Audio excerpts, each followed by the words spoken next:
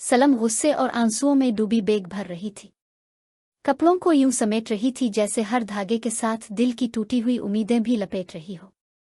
वो बार बार खुद से बड़बड़ाई, मैं इस घर में एक पल नहीं रहूंगी जहां शौहर अपनी बीवी को भूल जाए और एक नौकरानी सर चढ़कर रक्स करे। जुबैर ने कमरे में दाखिल होकर बीवी के हाथ पकड़ लिए।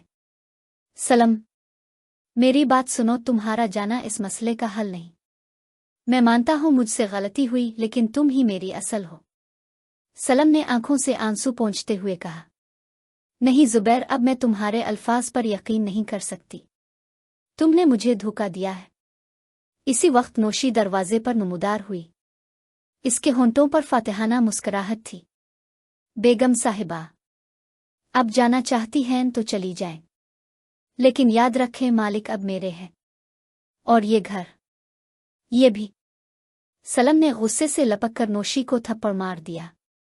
कमरा लम्हे भर को सुन हो गया। चुप कर बदजुबान लड़की, तुम्हारी औकात सिर्फ नौकरानी की है। मेरे शौहर को मुझसे छीने की जुर्रत कैसे हुई? नौशी ने थप्पड़ के बावजूद सर उठाया। आंखों में जिद और जुनून था। ये जुर्रत मोहब्बत देती है बेगम साहिबा। मालिक ने मुझे चाहा है और अब मैं पीछे नहीं हटूंगी। जुबैर दोनों के बीच फंस गया। इसकी पेशानी पसीने से भीग गई। बस करो तुम दोनों, ये सब खत्म करो। लेकिन ये मामला खत्म होने वाला नहीं था।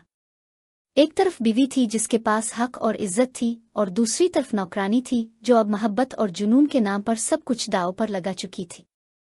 घर का सुकून टूट चुका था। फैसला करीब था, और जो फैसला होगा वो सबकी जिंदगी बदल देगा।